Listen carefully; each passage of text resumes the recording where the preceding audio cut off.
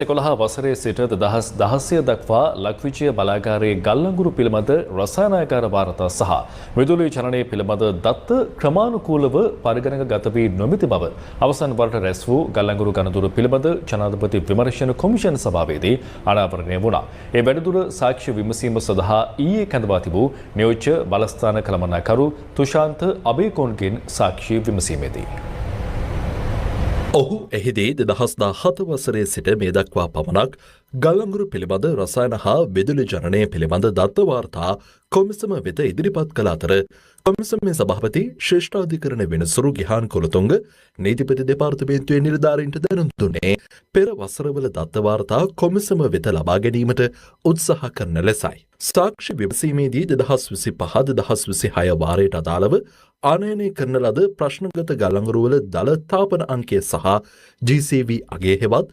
කිලෝග්‍රෑමයකට kilo calorie ප්‍රමාණය නොතිබීම ආදී ගැටලු කිහිපයක් පවතින බව අනාවරණය වුණා.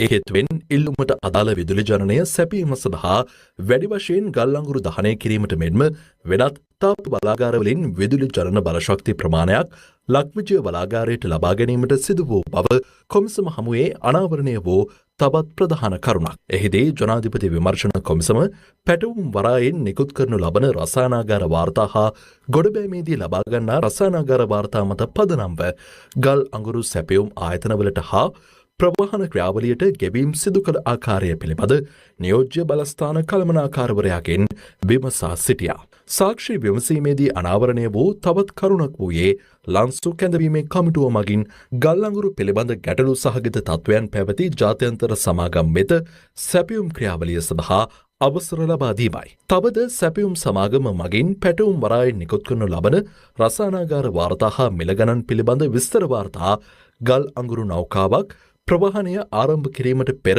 ලක්විජය ගල්ලංගුරු බලාගාරය වෙත ඊමේල් පණිවිඩයකින් යොමු කළ යුතු බවද නෞකාව මෙරටට පැමිණි පසු ප්‍රමාද වී ඒවා නිකුත් කිරීම පිළිබඳවද ගැටලු රසක් පැවති බව අනාවරණය වුණා. එහිදී වැඩිදුර අවධානය යොමු වූයේ දකුණු අප්‍රිකාවෙන් ආනයනය කරන ලද ගල්ලංගුරු තුඟ පිළිබඳවයි. ඊට අමතරව ලෝක වෙළඳපොලේ පවතින මිල ගණන් වලට සාපේක්ෂව පහළ මිල ගණන් යටතේ තාත්වික නොවන ආකාරයට සැපයුම් කරුවන්ගෙන් ගල් අඟුරු මිලදී ගැනීම පිළිබඳවත් ජනාධිපති කොමිසම මෙහිදී ලක්විජය බලාගාරයේ නියෝජ්‍ය බලස්ථාන කළමනාකරවරයාගෙන් විමසා සිටියා. ගල්ලංගුරු වල තත්ත්වය පිළිබඳ ගැටලු උද්ගත වූවාට පසු ජාත්‍යන්තර ස්වාධීන පරීක්ෂණ ආයතනයක් වන බියුරෝ වෙරිටාස් ආයතනය මගින් තත්ත්ව වාර්තා ලබාගත් පසුව සැපයුම් සමාගම්වල එල්ලීම් පරිදි ඔවුන් නම් කරන ලද රසායනාගාර මගින්ද තත්ත්ව පරීක්ෂණ වාර්තා ලබා ගැනීම සම්බන්ධයෙන්ද මෙහිදී ජනාධිපති කොමිසම සාක්ෂි විමසා කරුණු තහවුරු කරගත්තා. ගල්ලංගුරු බලාගාරයේ නියෝජ්‍ය බලස්ථාන කළමනාකාර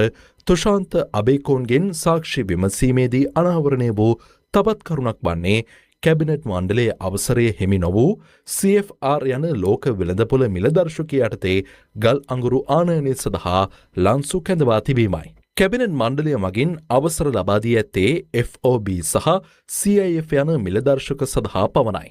නියෝජ්‍ය බලස්ථාන කළමනාකාරවරයාගෙන් ඊට හේතු විමසීමේදී ඔහු සඳහන් කළේ ආනයන ක්‍රියාවලියෙහි පවතින සංකීර්ණත්වය අවම කිරීම සඳහා CFR මිලදර්ශකය යටතේ ක්‍රියාවලිය සිදු කළ බවයි. එහිදී අනාවරණය වූයේ ගල්ලංගුරු සාම්පල සැපයුම් කරුවන් නම් කරන ලද රසායනාගාර වෙත යැවීමට අවසර දුන් වගකිව යුත්තන් කවුරුන්ද පිළිබඳ ගැටලුවක් ඇති බවයි.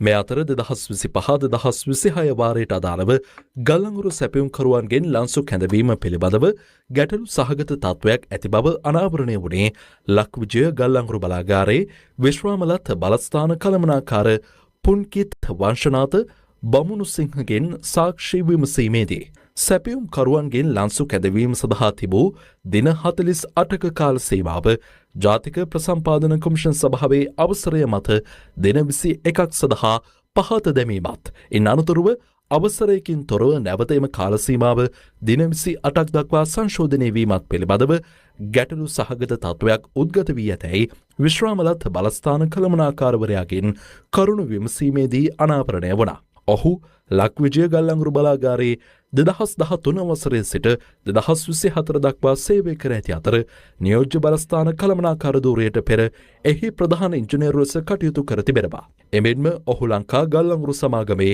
අධ්‍යක්ෂ මණ්ඩලයේ සහ ලන්සු ඇගීමේ කමිටුවේ කටයුතු කළ අයෙක්. පසුගියදා කොමිසම කැඳවූ අවස්ථාවේ සාක්ෂි විමසීමේ කටයුතු සඳහා නීතිපති දෙපාර්තමේන්තුව වෙනුවෙන් නියෝජ්‍ය සොලිසිටර් ජෙනරාල් ගංගා වාකිෂ්ඨ ආරච්චි සහ රජයේ අධිනීතිඥ ඇන්ජලෝ වෙන්හොෆ් සම්බන්ධ වුණා. මෙරට සිදු වූ සියලු ගල්ලංගුරු ගනුදෙනු සම්බන්ධයෙන් විමර්ශනයට ජනාධිපති අනුර කුමාර දිසානායක විසින් ශ්‍රේෂ්ඨාධිකරණ වෙනසුරු ගෙහාන් කොළතුංගගේ සභාපතිත්වයෙන් යුත් එම පූර්ණ බල ඇති ජනාධිපති කොමිසම පත් කළා. රුසියානු සමාගම් දෙකක්